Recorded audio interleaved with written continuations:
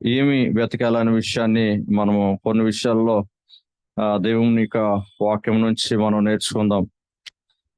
చిన్న ప్రార్థన చేసుకొని మనము దేవుని యొక్క వాక్యంలోకి మనం వెళ్దాము. కళ్ళు మూసుకున్నట్లయితే, పరిశుద్ధుడా మీకు స్తోత్రాలు. ఈ సాయంత్రము ఈ వాక్య పఠనంలో, ధ్యానంలో మా మనస్సులు పెట్టి మీ వాక్యంలోంచి కొన్ని విషయాలు నేర్చుకొని మరి మేము దైవికంగా వెతకగలిగిన కృపను మీరు మాకు దయచేయమని, ఆటంకాల అవరోధాలు లయపరచమని, వింటున్న ప్రతి ఒక్కరూ మనస్సు, హృదయ, దేహాత్మలన్నీ కూడా రక్తంలో భద్రపరచమని యేసు నామములో ప్రార్థన అడుగుతున్నాను తండ్రి. ఆమేన్, ఆమేన్. దేవునికి స్తోత్రము కలుగును గాక, దేవునికి స్తోత్రము కలుగును గాక. మనము వెతకాల్సిన విషయాలు దేవుని యొక్క వాక్యంలోంచి కొన్ని విషయాలు చెప్తున్నాయి. ఏంటి వెతకాలి అనేసి మనము ఆలోచన చేస్తే, కీర్తనకారుడు మాట్లాడుతూ కీర్తనలు 119 కీర్తన 155 వచనములో ఆయన ఒక మంచి మాట మాట్లాడుతున్నారు. 119 కీర్తన 155 వచనములో ఇలా చెప్తున్నారు. ఏంటంటే, భక్తిహీనులు నీ కట్టడలను వెతుకుటలేదు గనుక రక్షణ వారికి దూరముగా ఉన్నది. భక్తిహీనులట కట్టడల్ని వెతకట్లేదట, అందుకే వాళ్ళకి రక్షణ దూరముగా ఉంటుంది అనేసి అక్కడ మాట్లాడడం చూస్తున్నాం. రక్షణ ఎవరికి దూరంగా ఉంటుందంటే స్పష్టంగా మనకు అర్థమవుతున్న విషయం ఏంటంటే, భక్తిహీనులకి దూరంగా ఉంటుందని. ఎందుకు భక్తిహీనులకి రక్షణ దూరంగా ఉంటుంది అంటే, వాళ్ళు దేవుని యొక్క వాక్యాన్ని వెతకడానికి ఇష్టపడట్లేదు. మరి దేవుని యొక్క వాక్యం పట్ల తగిన మనస్సు పెట్టట్లేదు. ఆయన కట్టడలు, ఆయన ఉపదేశాన్ని వెతకడానికి ఇష్టపడలేని వ్యక్తుల వలె వాక్యాన్ని దూరం ఉంచుకునే వ్యక్తుల కిందే ఉంటున్నారు. భక్తిహీనమైన స్థితిలోని సంగమా మీరు నేను ఉన్నట్లయితే మన కుటుంబాల్లో రక్షణ అనేది ఆలస్యం అవుతుంటది. దేవునికి స్తోత్రము కలుగును గాక, దేవునికి స్తోత్రము కలుగును గాక. కాబట్టి భక్తిహీనుల కింద ఉండి ప్రభు యొక్క రక్షణ కోసం మీరు నేను ఎదురు చూస్తున్నామంటే అది మనం ఆలోచించాల్సిన విషయం. మన కుటుంబాల్లోనే కానీ, మన యొక్క సంఘంలోనే కానీ, సమాజంలో కానీ రక్షింపబడిన వ్యక్తులు ఎవరైనప్పటికీ కూడా వాళ్ళ కుటుంబ రక్షణ కోసము, మన కుటుంబ రక్షణ కోసం మీరు నేను వెతుకుతున్నప్పుడు మీరు జాగ్రత్తగా నా మాట వినాలి. రక్షణ ఎందుకు ఆలస్యం అవుతుంది అంటే, మన కుటుంబాల్లోనే భర్త అయినా, భార్య అయినా, బిడ్డలైనా, యవనస్తులైనా, తల్లిదండ్రులైనా రక్షణ పొందుకున్న ఒక వ్యక్తిని బట్టి దేవుడు విశ్వాసయుతమైన భార్యను బట్టి భర్తను బట్టి భార్యను రక్షిస్తానని చెప్పారు. కానీ అవి ఆలస్యం అవుతున్నాయంటే అర్థం ఏంటంటే, ఈ లేఖనంలో మనకు కొన్ని విషయాలు అర్థం చేసుకోవచ్చు. భక్తిహీనులు నీ కట్టలను వెతుకట్లేదు గనుక రక్షణ వారికి దూరంగా ఉన్నది. రక్షణ మన కుటుంబాల్లోని మనకి దూరం అయిపోతుందంటే మీరు నేను అర్థం చేసుకోవాల్సిన విషయం ఏంటంటే, భక్తిహీనత అనేది మన జీవితంలో ఎక్కడో ఎలుబడి చేస్తుంది. దేవునికి స్తోత్రము కలుగును గాక. కాబట్టి భక్తిహీనుల కింద మన జీవితాల్లో ఏ విషయంలో, మాటలోనా, ప్రవర్తనలోనా, చూపులోనా, చేష్టల్లోనో ఎక్కడుందో మనం సరి చేసుకోవాలి. మరి ఆయన కట్టడలను వెతకాలి. ఏంటి వెతకాలి అంటే, ఆయనకు వాక్యాన్ని వెతకాలి. ఆయన వాక్యాన్ని వెతుకుతూ తగిన రీతిలోని ప్రభా వాక్యానుసారంగా జీవించగలిగిన కృపను మాకు దయచేయండి అని ఆయన యొక్క వాక్యాన్ని మీరు నేను వెతికితే రక్షణ తప్పనిసరిగా మన కుటుంబ సభ్యుల్లోని గొప్ప కార్యాలు దేవుడు చేస్తారు. దేవునికి స్తోత్రము కలుగును గాక, దేవునికి స్తోత్రము కలుగును గాక.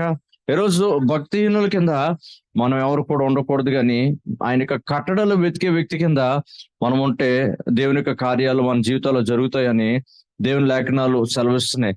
అలాగే కొలస్సీలు రాసిన పత్రిక 3వ అధ్యాయంలో 1వ వచనంలో దేవుని యొక్క వాక్యం అంటది, పైనున్న వాటి కోసమే వెతుకుడి అంటది. కొలస్సీలు రాసిన పత్రిక 3వ అధ్యాయము 1వ వచనం, మీరు క్రీస్తుతో కూడా లేపబడిన వారైతే పైనున్న వాటిని వెతుకుడి. అక్కడ క్రీస్తు దేవుని కుడిపార్శ్వన కూర్చుండి ఉన్నాడు. పైనున్న వాటి మీదనే గాని భూ సంబంధమైన వాటి మీద మనస్సు పెట్టకుడి.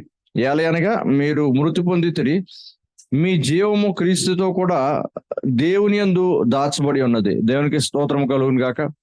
అంటే పైన వాటిల్ని వెతకండి. మీరు క్రీస్తుతో కూడా లేపబడి ఉన్నారు కాబట్టి పైన వాటినే వెతకండి. వాటి మీద కానీ భూ సంబంధమైన వాటి మీద మనసు పెట్టకండి. ఎందుకంటే మీరు చనిపోయారు, మీ జీవం క్రీస్తుతో కూడా దేవుని యందు దాచబడి ఉంది. పైన ఉన్నవి ఏంటి? పరలోకం పైన ఉన్నది, దేవుడు పైన ఉన్నాడు. ఆయన యొక్క వాక్కు అయిన యేసుక్రీస్తు వారు ఆయన భూలోకానికి వచ్చి ఆయన చనిపోయి తిరిగి లేచి పరలోకము వెళ్ళిపోయి పైన ఉన్నారు. తండ్రి అయిన దేవుడు, కుమారుడైన యేసుక్రీస్తు వారు, పరిశుద్ధాత్మ దేవుడు ఆయన పైన ఉన్నారు. పైన ఉన్నవే మనం వెతుకుతున్నప్పుడు, అంటే ఆయన వాక్యాన్ని తగిన రీతిలో వెతుకుతూ, ఆయన పరిశుద్ధాత్మను తగిన రీతిలో మనం వెతుకుతూ మనం ప్రభు యొక్క సన్నిధానంలో మనం ఉన్నట్లయితే అదంత ఆశీర్వాదకరము. పైనుండి వచ్చిన ప్రభు. అందుకే రోమాలోని ఈ వాక్యము ఈ విధంగా అంటది. ఒకసారి రోమపత్రిక మనం తీసినట్లయితే, రోమీయులకు రాసిన పత్రికలో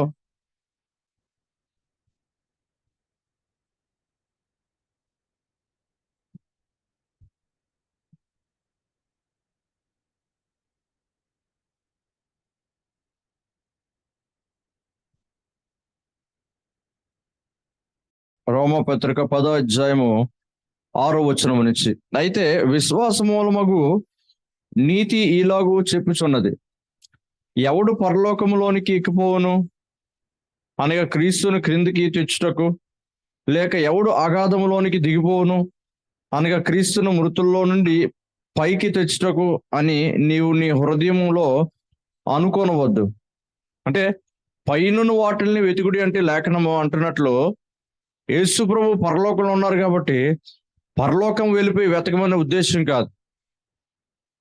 అంటే పరసంబంధమైన మనస్సును మీరు నేను కలిగి ఉండాలని, పరసంబంధమైన దర్శనాన్ని మీరు నేను కలిగి ఉండాలని, పరలోకపు ప్రార్థన యేసు ప్రభు మనల్ని నేర్పించినట్లు తగిన రీతిలోనే ఆ ప్రార్థన పూర్వకంగా అలాంటి ప్రార్థనతో, పరలోకమందున మా తండ్రి నీ నామం పరిశుద్ధపరచబడును గాక, పరలోకపు తండ్రి పరిశుద్ధుడు కాబట్టి మనం కూడా పరిశుద్ధులుగా ఉండాలని, నీ రాజ్యం వచ్చును గాక, నీ చిత్తము పరలోకమందు నెరవేరినట్టు భూమి మీద నెరవేర్చబడును గాక. ఆయన చిత్తాన్ని, పర సంబంధమైన చిత్తానికి మీరు నేను లోబడి ఆ చిత్తానికి మనల్ని అప్పగించుకొని తగిన రీతిలో ఆ చిత్తాన్ని జరిగించి, అంటే పైనున్న వాటిల్ని వెతుకుడి అని లేఖనాలు సెలవిస్తున్నాయి. పైనున్న వాటిని వెతకడం అంటే తప్పనిసరిగా దైవ చిత్తానుసారంగా ఏవైతే ఉన్నాయో వాటిని వెతకమని దేవునికి లేఖనం సెలవిస్తున్నాయి. ఆత్మ సంబంధమైన విషయాలు పైనుంచి వచ్చినవే. మరి సువార్త అది అబ్రహాము గారికి మొదటిగా బోధించడం బట్టి మొదలయ్యి, యేసుక్రీస్తు వారు బోధించడం బట్టి, సువార్త బోధించడం బట్టి రక్షణ మొదలైంది అంటది. అంటే పై నుండి వచ్చింది అది. అంటే ఆ యొక్క సువార్తలో మీరు నేను పాలు పొందాలి, పరలోక సంబంధమైన పిలుపు కలిగి మీరు నేను పాలు పొందాలి, ప్రభు పైన ఆయనకి చిత్తాన్ని మీరు నేను గ్రహించాలి. నేను నా తండ్రి చెప్పినవే నేను చేస్తున్నాను తప్ప నా యొక్క చిత్తము నా సొంతంగా నేను ఏది చేయట్లేదు. నేను మాట్లాడుతున్నాను పరలోకమందున తండ్రిని ప్రార్థనలోని, నేను ఆయనతో గడుపుతున్నాను. అరణ్యానికి వెళ్ళి ఉదయకాల ప్రార్థనలోను తగిన రాత్రికాల మంత్య ప్రార్థనలో గడిపి పైనున్న ఆయన చిత్తాన్ని, ఆయన దర్శనాన్ని, ఆయన ఉద్దేశాన్ని నేను తెలుసుకొని ఈ భూలోకంలో నేను చేసుకొని వెళ్తున్నాను. దేవునికి స్తోత్రము కలుగును గాక. అంటే పైనున్న వెతకమంటే అర్థము ఇవి కొన్ని విషయాలు. మనము దేవుని యొక్క వాక్యాన్ని వెతకాలని ఆయన కట్టడలను, పైనున్న వాటిల్ని వెతకాలని కొలస్సీ 3:1 చూస్తున్నాం. యోహాను సువార్తలోని 7వ అధ్యాయము 18వ వచనములో, యోహాను సువార్త 7వ అధ్యాయము 18వ వచనము నేను చదువుతున్నాను. నేను 14 నుంచి చదువుతున్నాను కొంచెం అర్థం అవడానికి. సగము పండుగ అయినప్పుడు యేసు దేవాలయంలోనికి వెళ్ళి బోధించుండెను. యూదులు అందుకు ఆశ్చర్యపడి చదువుకొనని ఇతనికి పాండిత్యం ఎట్లు వచ్చనని చెప్పుకుంటారు. అందుకు యేసు, నేను చెయ్యి బోధ నాది కాదు, నన్ను పంపిన వానిదే. ఎవడైనా ఆయన చిత్తము చొప్పున చెయ్య నిశ్చయించుకుని ఎడ్ల ఆ బోధ దేవుని వలన కలిగినదో లేక నా ఎంతటి నేనే బోధించున్నానో వాడు తెలుసుకును. తనంతట తానే బోధించేవాడు స్వకీయ మహిమను వెదుకును గాని తన్ను పంపిన వాని మహిమను వెదుకువాడు సత్యవంతుడు. ఆయన యందు ఏ దుర్నీతియు లేదు. దేవునికి స్తోత్రం కలుగును గాక. సొంత మహిమను వెదుకువాడు ఎలాంటి వాడు అంటే, తనంతట తానే బోధించే వ్యక్తి స్వకీయమైన మహిమను వెతుకునే వ్యక్తి అట. కానీ నేను తండ్రి చెప్పిందే నేను బోధిస్తున్నాను కాబట్టి నేను ఆయనకి మహిమ పరిచే విధంగా, ఆయన యందు మరి ఆయన నామం ఘనపరిచే విధంగా నేను ఆయన్ని వెతుకుతున్నాను అని లేఖనాలు ఇక్కడ చూస్తున్నాం. తనంతట తానే బోధించేవాడు స్వకీయ మహిమను వెతుకుతున్నాడు. మనము స్వకీయమైన మహిమను వెతకడానికి మనం ఇక్కడ లేము, కానీ దేవుని యొక్క మహిమను మనం వెతకడానికి, కృప నుండి కృపలోకి, మహిమ నుండి మహిమలోకి ప్రవేశించే విధంగా మన జీవితాలు ఉండే విధంగా ఉండడానికి, ఆయన మహిమను వెతకడానికి మనం వచ్చాం. దేవునికి స్తోత్రము కలుగును గాక. ఆయన మహిమ సీనాయి పర్వతం మీద ఒక అగ్నితోని నింపబడి ఆయన అక్కడ మాట్లాడుతున్నప్పుడు అక్కడ ఉన్న ఇజ్రాయెల్ ప్రజలందరూ ఇంకెప్పుడు మేము ఈ యొక్క మాటను వినలేము. ఇంకా మోషే గారు మీరే వెళ్ళి మాట్లాడి దేవుడు ఏం ఉపదేశిస్తారో అవన్నీ పట్టుకురండి, మేము వాటిని లోబడి ఆ కట్టడాలకి మేము అనుసారంగా జీవిస్తాం అని చెప్తారు. దేవునికి స్తోత్రం కలుగును గాక. ఆయన మహిమను మీరు నేను వెతికే వ్యక్తుల కింద ఉంటే అదంత ఆశీర్వాదకరంగా ఉంటది. పైనున్న వాటిని వెతికే వ్యక్తుల కింద ఉంటే అదంత ఆశీర్వాదకరంగా ఉంటది. ఆయన కట్టడలో మన చేతిలో పెట్టిన ఈ వాక్యాన్ని ప్రతిదినము మనము ధ్యానము చేస్తూ ఆయన ఉద్దేశాన్ని, ఆయన చిత్తాన్ని, ఆయన ప్రణాళికను, ఆయన పిలుపు మన పట్ల ఏదైతే ఉందో అది వెతికే వ్యక్తుల కింద ఉంటే అంత ఆశీర్వాదకరంగా ఉంటది. దేవునికి స్తోత్రము కలుగును గాక. దేవునికి స్తోత్రము కలుగును గాక. మనము మన సొంత మహిమను, మన సొంత నిర్ణయాలను, మన సొంత ఉద్దేశాలని, మన సొంత ఆలోచనలు వెతికే వ్యక్తుల కింద ఉంటే అది మనకి ఆశీర్వాదం కాదు, ఆయనకి మహిమ కాదు. కాబట్టి మనము ఆయన మహిమను వెతికే వ్యక్తుల కింద, అంటే ఎలాగ వెతకాలంటే ఆయనకు అనుగుణంగా మన యొక్క జీవితాలు, మాట తీరు, ఆలోచన, మన హృదయ ధ్యానం అంతా కూడా మారిపోతుండాలి. ఆయనకి అనుగుణంగా మన సేవా విధానం మారిపోతుంటే ఆయన ఏదైతే చెప్తున్నారో పరలోకముందున్న తండ్రి దాని ప్రకారము యేసు ప్రభు వారు ఏదైతే వివరించారో వాక్య ప్రకారము దాని ప్రకారం మనం జీవిస్తూ మరి తగిన రీతిలో నీ చిత్తాన్ని జరిగిస్తూ ఆయనకు లోబడి వెళ్తే ఆయన మహిమను వెతికే వ్యక్తుల కింద మనం ఉంటాం. దేవునికి స్తోత్రం కలుగును గాక. లూకా సువార్త 19వ అధ్యాయంలో 10వ వచనంలో దేవుని యొక్క లేఖనాలు అంటే, నశించిన దాన్ని వెదికి రక్షించుటకు మనిషి కుమారుడు వచ్చి ఉన్నాడు అంటది. దేవునికి స్తోత్రము. నశించిన దాన్ని వెదికి రక్షించుటకు మనిషి కుమారుడు వచ్చునని అతనితో చెప్పాను. ఏంటి నశించిపోతున్నాయి? అదే 15వ అధ్యాయంలోని ఉపమానం మాట్లాడుతూ 15వ అధ్యాయము 3వ వచనములోని ఆయన చెప్తారు ఏంటనంటే, అందుకు ఆయన వారితో ఈ ఉపమానం చెప్పాను, మీలో ఏ మనుషునికైనా 100 గొర్రెలు కలిగి ఉండగా వాటిలో ఒకటి తప్పిపోయిన ఎడల అతడు 99 అడవిలో విడిచిపెట్టి తప్పిపోయినది దొరుకు వరకు దానిని వెదక వెళ్ళడా? అది దొరికినప్పుడు సంతోషంతో దాన్ని తన భుజముల మీద వేసుకొని ఇంటికి వచ్చి తన స్నేహితులను, పొరుగువారిని పిలిచి, మీరు నాతో కూడా సంతోషించడి, తప్పిపోయిన నా గొర్రె దొరికినదని వారితో చెప్పును కదా. అటువలే మారు మనస్సు అక్కర్లేని 99 మంది నీతిమంతుల విషయమై కలుగు సంతోషం కంటే మారు మనస్సు పొందు ఒక్క పాపి విషయమై పరలోకమందు ఎక్కువ సంతోషము కలుగును. దేవునికి స్తోత్రము కలుగును గాక. దేవునికి స్తోత్రము కలుగును గాక. ఈరోజు మనం జ్ఞాపకం చేసుకోవాల్సింది, యేసు ప్రభు వారు తప్పిపోయిన ఆ ఒక్క గొర్రె కోసం వచ్చారు. అంటే ఆ తప్పిపోయిన ఒక్క ఆత్మ కోసం, నీ కోసము, నా కోసము, మన యొక్క సమాజంలో ఉంటున్న వ్యక్తుల కోసం, మన యొక్క బంధుమిత్రుల కోసం ఆయన తప్పిపోయిన వ్యక్తుల కింద మనం ఉంటుండగా ఒక గొర్రె వలె నశించిపోతున్న ఈ యొక్క ఆత్మను వెతికి రక్షించడానికి భూలోకానికి వచ్చారు ఆయన. దేవునికి స్తోత్రం కలుగును గాక. దేవునికి స్తోత్రం కలుగును గాక.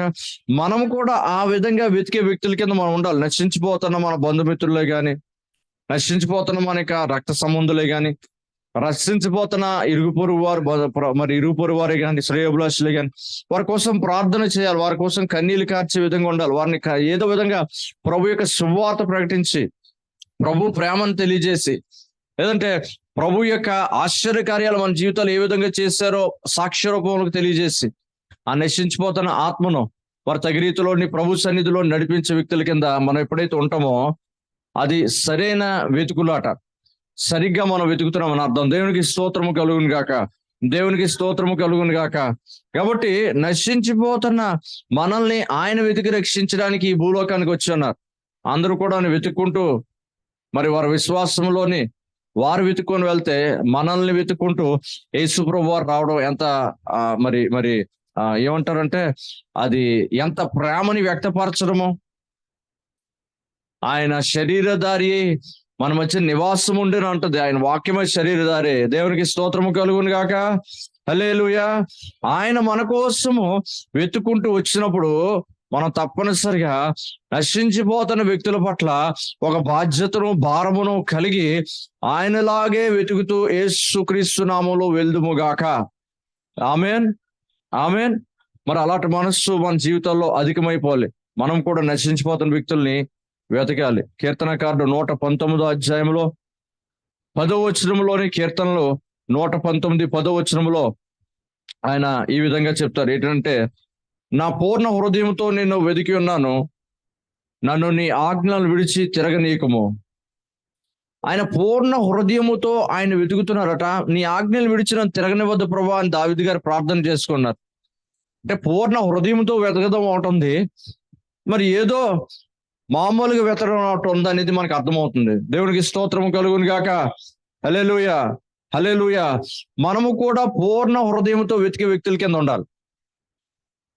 అది సామాన్యమైన విషయం కాదు. కానీ రాజుల కోసం మాట్లాడుతూ రాజుల గ్రంథంలో పలానా రాజు ఆయన యథార్థంగా ప్రవర్తించను గాను ఆయన పితరుడైన దావీదు వలె పూర్ణ హృదయముతోని యెహోవాను వెంబడింపకపోయాను అంటది వాక్యం ఒక దగ్గర. అంటే యథార్థంగా ప్రవర్తించినప్పటికీ కూడా, లేఖన ప్రకారం కొన్ని విషయాలు వెళ్తున్నప్పటికీ కూడా పూర్ణ హృదయముతో కూడా వెతకలేని పరిస్థితి ఉంటుంది అని లేఖనంలో మనకు కనబడుతుంది. దేవునికి స్తోత్రము కలుగును గాక. మనం కూడా ప్రభువుని అడగాలి, ప్రభా పూర్ణ హృదయంతో మిమ్మల్ని వెతకగలిగిన కృపను దయచేయండి ప్రభా.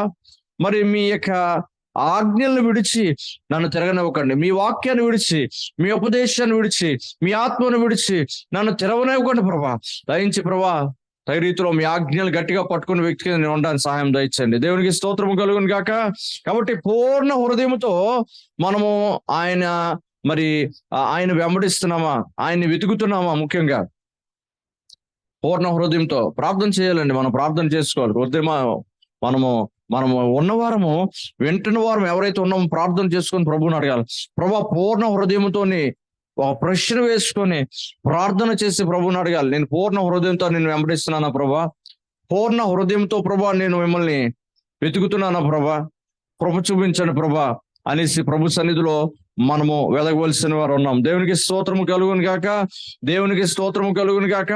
కాబట్టి పూర్ణ హృదయంతో వెతకాలి. అదే కీర్తన గ్రంథంలో 63వ అధ్యాయము 10వ వచనంలో, దేవానా దేవుడు వేకువనే వెతికిదను, నీ బలము నీ ప్రభావమును చూడవలనని అంటారు. ఎప్పుడు వెతకాలి అంటే వేకువనే వెతకాలట. దేవునికి స్తోత్రము, దేవునికి స్తోత్రము కలుగును గాక. మనము దేవానా దేవుడు నీవే వేకువనే నిన్ను వెతుకుదును, నీ బలమును నీ ప్రభావమును చూడవలనని. పరిశుద్ధ ఆలయం యందు నేను ఎంతో ఆశతో నీ తట్టు కనిపెట్టి ఉన్నాను. నీళ్ళు లేక ఎండి ఉన్న దేశమందు నా ప్రాణము నీ కొరకు తృష్ణగొని ఉన్నది. నీ మీద ఆశ చేత నిన్ను చూడవలనని నా శరీరము కృషించుతున్నది. దేవునికి స్తోత్రము. ఆయన వేకువనే వెతుకుతున్నట్టు దైవజనుడు. ఎందుకు? ఆయన బలమును ప్రభావమును చూడవలనని. వేకువనే మనం వెతికే వ్యక్తుల కింద ఉంటున్నామా ఈరోజు? సంఘం కింద ఒక సేవకులైనప్పటికీ, సంఘమైనప్పటికీ వేకువనే వెతుకుతున్నామా? వేకునే మనము వెతుకుతూ ప్రభు సన్నిధిలో, ప్రభా నీ బలమును నీ ప్రభావమును నేను అనుభవించాలి ప్రభా, నేను చూడాలి ప్రభా. అది చూస్తే అది అలా ఉండిపోదు. కానీ దేవుణ్ణి చూస్తున్నప్పుడు మోషే 40 దినాలు 40 రాత్రులు గడిపినప్పుడు ఆయన దేవుని యొక్క మహిమ చేత ఆయన ముఖమంతా కూడా నింపబడ్డదట. దేవునికి స్తోత్రం కలుగును గాక. ఆయన బలము ఆయన ప్రభావం వెతుకుతున్నప్పుడు ఆయన బలము చేత మిమ్మల్ని నన్ను నింపుతారు, ఆయన ప్రభావం చేత మిమ్మల్ని నన్ను నింపుతారు. దేవునికి స్తోత్రము కలుగును గాక. హల్లెలూయా, హల్లెలూయా. ఇది మనం అర్థం చేసుకోవాలి. అందుకే దైవ సేవకుడు అన్నాడు, మీ బలమును నీ ప్రభావం. అందుకే మరి ఆ యొక్క కీర్తన రచించిన దావీదు గారు, ఆయన బలము దేవుడి మీద ఆధారపడి పొందుకున్న బలం, అది ఆత్మ బలము. ఆయన యొక్క వాక్యం మీద కట్టడాలను మరి తగి రీతిలోని ఆయన ఆయన అభ్యసించిన బలము అది అది అది తగి రీతిలోని ఆయన కృప చేత, ఆయన ఆత్మ చేత, ఆయనకు వాక్యము చేత, ప్రార్థనలో తగిన బలాన్ని పొందుకొని ప్రభు సన్నిధిలో వెళ్ళిన వ్యక్తి ఆయన. దేవునికి స్తోత్రము కలుగును గాక, దేవునికి స్తోత్రము కలుగును గాక. కాబట్టి మనము వేకునే వెతకాలి అనే లేఖనాలు 63లో మనకి ఇక్కడ కనబడుతుంది. దేవునికి స్తోత్రము కలుగును గాక. హల్లెలూయా. అయితే మరొక లేఖనం అంటది యెషయా గ్రంథములోని 55వ వచనములో 6వ వచనములో 55వ అధ్యాయము 6వ వచనములో యెహోవా దొరుకు కాలమునే ఆయన్ని వెతుకుడి అంటది. యెషయా 55 6వ వచనము, యెహోవా మీకు దొరుకు కాలం నందు ఆయన వెతుకుడి, ఆయన సమీపంలో ఉండగా ఆయనను వేడుకోండి. అంటే దేవుడు దొరకలేని కాలం కూడా వస్తుంది. హల్లెలూయా, హల్లెలూయా. దేవుడు దొరకలేని కాలాలు కూడా త్వరగా రానున్నాయి. ఈ కృప అనేది దేవుడు ఆ యొక్క స్థితిలోని మనల్ని ఇది దాటిపోయిన తర్వాత దేవుడు దొరకలేని కాలము, వాక్యం కరువైపోయిన కాలము, ఆత్మచేత నింపడలేని స్థితి, ఇవన్నీ కనబడతాయి. దేవునికి స్తోత్రము కలుగును గాక. హల్లెలూయా, హల్లెలూయా. ఈరోజు దేవుడు దొరుకు కాలం, యెహోవా మీకు దొరుకు కాలమునందు ఆయనను వెతుకుడి. ఆయన దొరికినప్పుడే ప్రార్థనలో వెతకాలి, వాక్యంలో వెతకాలి, ఆత్మలో వెతకాలి, ఆయన పరిచర్లో ముందుకు వెళ్తూ ఆయన వెతకాలి, ఆయన కార్యాలు చూస్తూ ఆయన వెతకాలి. దేవునికి స్తోత్రము కలుగును గాక. కాబట్టి ఆయన దొరుకు కాలంనే మనం వెతకాలని సెలవిస్తుంది. ఆయన దొరకలేని కాలం వచ్చేస్తుంది సంగమా. దొరకలేని కాలం వచ్చినప్పుడు ఎంత వెతికినా కూడా దొరకరు. అందుకే దేవుని వాక్యం సెలవిస్తుంది. ఈ యొక్క మలాకీకి మత్తయి సువార్తకు మధ్యలో చూసినట్లయితే కొన్ని సంవత్సరాలు దేవుడు మౌనంగా ఉన్నట్లు కనబడుతుంది. అక్కడ ఈ మౌనంగా ఉన్న ఈ యొక్క సైలెంట్ పీరియడ్, ఇందులోనే ఈ మధ్యలోనే దేవుడు మాట్లాడకుండా ఉన్నప్పుడు అక్కడ సదుకీలు, పరిశీలు వీళ్ళందరూ రావడం, వీళ్ళందరూ కూడాను ఒక కొన్ని సంవత్సరాలు గడిచిపోతాయి. తర్వాత యేసు ప్రభు వారు అక్కడ జన్మం అవడం మనం చూస్తాం. తండ్రి అయిన దేవుడు ప్రభువుని తన కుమారుడైన యేసుక్రీస్తుని పంపించడం. మరి యెహోవా వాక్కు అరుదుగా వచ్చు కాలము. సమూయేలు గారు ఆయన చిన్న బిడ్డ అయినప్పుడు ఏలీకి కానీ వాళ్ళకి కుమారులు కానీ ఎవరు కూడా దేవుడికి అంగీకారం లేనప్పుడు ఆయన వాక్కు దొరకట్లేదట. వాళ్ళు వెతికినా కూడా యాజకుడు కూడా దొరకట్లేదట, ఒక పాస్టర్కి దొరకట్లేదు. అది చూడండి ఎంత ఘోరం. అంటే ఒక పీరియడ్ లో ప్రభువు మౌనంగా ఉండిపోతారు అనమాట. మన జీవితాల్లో దేవుడు అలాంటి మౌనాన్ని కానీ ఎక్కడైనా వహిస్తే మన జీవితాల్లోనే ఘోరమైన పరిస్థితుల్లో మనం వెళ్ళిపోతాం. ఆయన దొరుకు కాలంలోనే మనం తప్పనిసరిగా వెతకాలి. ఆయన పరిచర్లు ఉంటూ, ప్రార్థనలు ఉంటూ, ఉపవాసంలో ఉంటూ, వాక్య ధ్యానం చేస్తూ రీతిలో ఆయన వెతకాలి. ఆయన వెతుకుతున్నప్పుడు తప్పనిసరిగా ఆయన కార్యాల ద్వారా ఆయన కనపరుచుకుంటారు, ఆయన మహింపరుచుకుంటారు. అద్భుతాల ద్వారా, ఆశ్చర్యకార్యాల ద్వారా ఆయన ఆలోచనలు ఇచ్చి, ఆయన తగిన రీతిలో జవాబులు ఇచ్చి, విజయాన్ని ఇస్తూ, మరి ప్రతి ఒక్క సాతాను మీద జయాన్ని ఇస్తూ ఆయన కనపరుచుకుంటారు. దేవునికి స్తోత్రాలు కలుగును గాక. అందుకే యోవేలు ప్రవక్త 2:28 అంటారు, అంచు దినములో ఆత్మను కుమ్మరిస్తానంటారు. దర్శనాలు చూస్తారట, కళలకు అంటారట పెద్దలు కానీ యవనస్తులు కానీ వాళ్ళందరూ కూడా. కాబట్టి ఆయన దొరుకు కాలంలోనే మనం అందరం కూడా వెతకాలి. సంఘము కింద ప్రభువుని వెతికే పనిలోనే మనం అందరం ముందుము గాక. ఆమేన్. యెహోవా దగ్గర దావీదు విచారణ చేసేవాడు అట. ప్రతిసారి యుద్ధానికి వెళ్తున్నప్పుడు వెళ్ళమన్నప్పుడు వెళ్ళమనేవారట. లేదు, ఈ విధంగా వెళ్ళినప్పుడు దావీదు ఆ విధంగా వెళ్ళి విజయాలు చూసేవాడట. కాబట్టి వెతకాలి మనందరూ కూడా. అయితే దేవుడు కూడాను మరి యెహెజ్కేలు గ్రంథములో 22వ అధ్యాయములో 30వ వచనములో, యెహెజ్కేలు గ్రంథము 22వ అధ్యాయము 30వ వచనములో ఈ విధంగా కనబడుతుంది. నేను దేశమును పాడు చేయకుండా ఉన్నట్లు ప్రాకారంలో దిట్టపరచుటకును బద్దలైన సందుల్లో నిలుచుటకును తగిన వాడెవడని నేను ఎంత విచారించను ఒకడైనను కనబడలేదు. విచారణ చేయడం అంటే వెతకడము. ఇంగ్లీష్లోని అదే ఉంటుంది, సీకింగ్. ఆయన విచారణ చేశారట. దేనికి విచారణ చేస్తున్నారు? నాకు ఒకడు కనబడలేదు అనడానికి. దేశాన్ని పాడు చేయకుండా ఉండడానికి ప్రాకారాలన్నీ కూడాను ఏవైతే కూలిపోయో అవి దిట్టపరచడానికి బద్దలైన సందుల్లో నిల్చొని ఉండగలిగిన వ్యక్తి తగిన వాడు ఎవడైనా ఉన్నాడా అని నేను చూశాను. చూస్తే ఒక్కడూ కనబడట్లేదు నాకు అంటున్నారు ప్రభువారు యెహెజ్కేలు యొక్క ప్రవక్త ద్వారా. దేవునికి స్తోత్రము కలుగును గాక. మీరు నేను ఆ యొక్క స్థానంలో భర్తీ చేయవలసిన వ్యక్తులమై ఉన్నాం. అలాంటి ఆత్మ, అలాంటి కృప, అలాంటి ప్రార్థన, అలాంటి భారము, అలాంటి కన్నీళ్లు యేసు నామములో మన జీవితాల్లో వచ్చును గాక. ఆమేన్, ఆమేన్. ఏమో మనల్ని దేవుడు నించుకొని తగిన రీతిలోని దేశాన్ని పాడు చేయకుండా ఉండే విధంగా మనల్ని నించుకొని వాడుకుంటారేమో. మనం చెప్పగలవా? నన్ను వాడుకోరు దేవుడు అని చెప్పలేము ఎవరు కూడా. దానికి తగిన భక్తి జీవితంలో మీరు నేను ముందుకు వెళ్తే తప్పనిసరిగా దేవుడు వాడుకుంటారు. దేవునికి స్తోత్రం కలుగును గాక. ప్రభు వెతుకుతున్నారు. మొదటగా మనము నూతన నిబంధనలో చూస్తాం ఏంటంటే ప్రభు వెతుక్కుంటూ మనకు వచ్చే రక్షణ ఇవ్వడానికి. అదే దేవుడు మరి మాట్లాడుతూ ఏంటంటే నాకు ఒక మధ్యవర్తి కావాలి దేశాన్ని పాడు చేయకుండా. ఎందుకంటే ఈ దేశంలో ఘోరమైన పరిస్థితి ఉంది. సొదొమ గొమొర్రాను నాశనం చేస్తాను. అబ్రహాము నా స్నేహితుడు కదా, ఏం చెప్పకుండా నేను ఉండను. అబ్రహాముకి తప్పనిసరి చెప్పాలని అడిగినప్పుడు అబ్రహాం అంటాడు, ప్రభా మరి 50 మంది ఉంటే పాడు చేయకుండా ఉంటావా? చేయకుండా ఉంటావు. 40 మంది ప్రభా, 30 మంది ప్రభా, అలాగే మాట్లాడుతూ 10 మంది ప్రభా, అలా రమరమే ఒక 3-4 సార్లు మాట్లాడిన తర్వాత ప్రభు అక్కడి నుంచి వెళ్ళిపోతారు, దావీదు వెళ్ళిపోతారు. కానీ ఆ ఉద్దేశం ఏంటంటే అక్కడ ఉన్న ఆ నాశనకరమైన సొదొమ గొమొర్రా ప్రాంతంలో లోతు తన యొక్క సహోదరుడు కుమారుడు అక్కడ ఉన్నాడు కాబట్టి ఆ కుటుంబం రక్షింపబడాలని ఎంత ఆశతో ఒక విజ్ఞాపన ప్రభుతో చేస్తున్నారు. దేవునికి స్తోత్రము కలుగును గాక. మన కుటుంబ సభ్యుల కోసము, ఇరుగు పొరుగు వారి కోసము, బంధుమిత్రుల కోసము, అలాగే ప్రభు సన్నిధిలో విజ్ఞాపన యాచనలు చేసి కన్నీళ్లు కార్చి ప్రభా కృప చూపించండి ప్రభా, ఆ వ్యక్తిని రక్షించండి, ఆ వ్యక్తికి రక్షణ లేకుండా దయించి మరి మీరు ఎక్కడ వదిలివేయకండి ప్రభా. అలా ప్రార్థన చేసి మనం అడగగలగాలి. అలా చేస్తున్నట్లయితే అది కొనసాగించగలాలి. తీవ్రత అధికమవ్వాలి, కన్నీళ్ళు అధికమవ్వాలి, వేదన అధికమవ్వాలి. విరిగి నలిగిన హృదయానికి ఇష్టమైన బలి కాబట్టి ఈ విషయం విరిగి నలిగిన హృదయం కలిగి మన తగిన రీతిలోని ప్రభువుని వేడుకోవాలి. అందుకే మోషే అంటారు, ప్రభా మరి ఇలా నాశనం చేస్తే జీవ గ్రంథంలో నుండి నా పేరు తీసింది.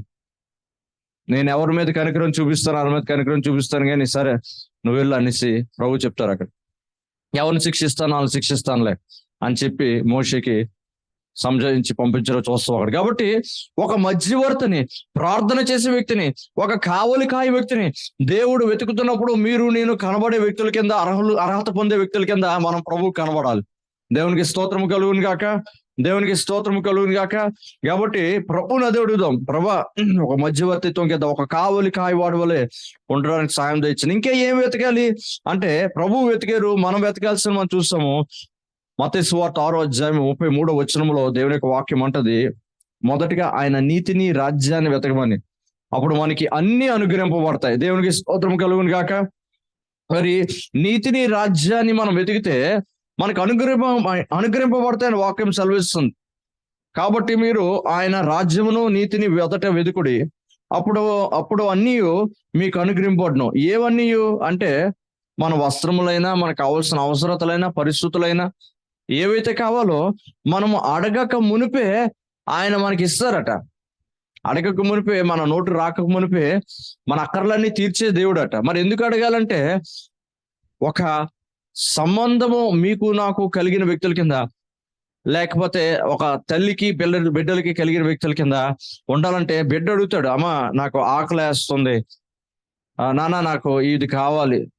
తల్లిదండ్రులకి తెలిసినప్పటికీ కూడా వారి నోటు నుండి అవి విన్నప్పుడు చాలా సంతోషిస్తారు. నా బిడ్డ నన్ను అడుగుతున్నాడు, ఆ యొక్క సంబంధం ఏర్పరచబడుతుంది. చూడండి, చాలా మంది కుటుంబాల్లో, బాగా కోటీశ్వరుల కుటుంబాల్లో జరిగే సమస్య ఏంటంటే వాళ్ళ తల్లిదండ్రులకి ఏం అడగక్కర్లేదు. వాళ్ళు ఫస్ట్ వాళ్ళ బ్యాంకులోని కొన్ని వేల కొన్ని లక్షల రూపాయలు వేసేస్తారు. వాళ్ళకి ఇష్టం వచ్చిన కొనుక్కొని వెళ్ళిపోతారు. రిలేషన్ ఉండదు. అప్పుడు వాళ్ళ తల్లికి తండ్రికి రిలేషన్ ఉండదు. ఎందుకంటే డబ్బు ఉంది, డబ్బు విచ్చలవిడిగా ఖర్చు పెడతారు.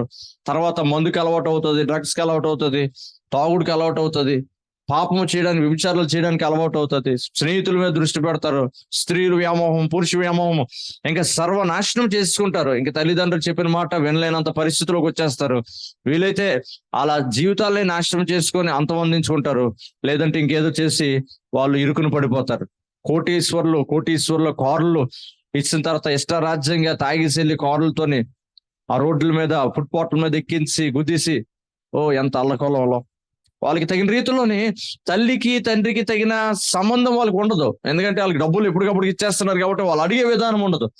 రీతిలో నా రిలేషన్, ఆ ప్రేమ, ఆప్యాయత, ఆ యొక్క భయము, ఆ యొక్క దైవికమైన భయము, తల్లిదండ్రుల భయము, పెద్దల భయం, ఇవే ఉండవు. ఫ్రీడమ్, వారికంటూ ఒక స్వేచ్ఛ వచ్చేస్తుంది. ప్రభువుకి మనకి అక్కర్లు తెలిసినప్పటికీ కూడా మనం ఎందుకు ప్రార్థన చేయాలంటే తగిన రీతిలో ఆయనతో ఒక సంబంధం మీరు నేను కలిగి ఉండాలి. అందుకే యేసుప్రభు వారు వచ్చినప్పుడు కూడా రాత్రికాలం అంతా ఆయన ప్రార్థన చేశారు తండ్రితో మాట్లాడడానికి. తండ్రికి తెలియదు ఏంటి, లేకపోతే ప్రభు కుమారుడు యేసుక్రీస్తు వారికి తెలీదా ఏం చేయాలో ఏం చేయకూడదు ఏంటనేది. కానీ ఆ సంబంధం లేకుండా వాళ్ళు బ్రతకలేరు. మనం కూడా అలాగా సంబంధం లేని వ్యక్తుల వల్లే కాకుండా సంబంధం ఉండే వ్యక్తుల కింద మనం మారిపోదాం గాక. హల్లెలూయా. మొదట ఆయన నీతిని, రాజ్యాన్ని మనం వెతకాలి, అప్పుడు అన్ని అనుగ్రహింపబడుతుంది అంటది వాక్యము. అలాంటివి మనం వెతికితే తప్పనిసరిగా దేవుడు కార్యాలు చేస్తారు. దేవుని యొక్క వాక్యాన్ని వెతకాలని, ఆయన కట్టడలను, పైనున్న వాటిని వెతకాలని, తండ్రి అయిన దేవుని యొక్క మహిమను మనం వెతకాలని, మరి ప్రభువారు నశించిన ఆత్మలను, మరి నశించిన గొర్రెలైన మనల్ని వెతకడానికి వచ్చారని, మరి ప్రభువారు కూడా వెతుకుతున్నారు ఒక మధ్యవర్తిని, ఒక కావులి కాయ వ్యక్తిని, ఒక సేవకుడిని, ఒక సేవకురాలని, పరిచర్య చేసే వ్యక్తిని. మరి పూర్ణ హృదయముతో దావీదు గారు వెతికినట్లు మనం వెతకాలని, దేవా నా దేవుడు వేకునే వెతికిదను, నీ బలమును ప్రభావము చూడవలనని మరొక దగ్గర. మరి ఆయన యొక్క లేఖనాల్లో ఆయన సమీపము ఉన్నప్పుడే మనం వెతకాలని, సమీపము ఉండలేని కాలము కూడా రాబోతుందని మనం లేఖనాలను చూసాం. చిన్న ప్రార్థన, ఈ వెతకడం గురించి మనము చిన్న ప్రార్థన చేసుకొని ప్రభువుని అడుగుదాము. ప్రభు యొక్క సన్నిధానంలోని ఎవరి మటుగాలు సిద్ధపడుతూ చిన్న ప్రార్థన చేసుకొని దాన్ని మనం ముగించుకుందాం.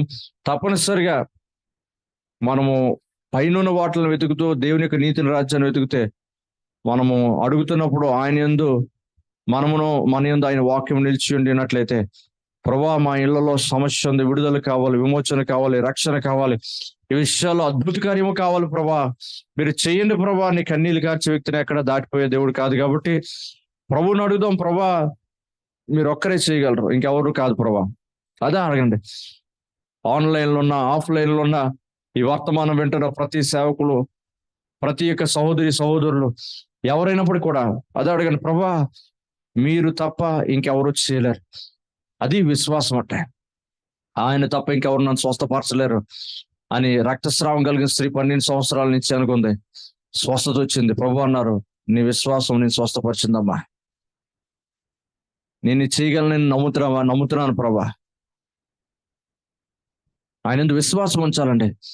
విశ్వాసం ఉంచి ప్రభువుని అడిగితే దేవుడు తప్పనిసరి కార్యం చేస్తారు.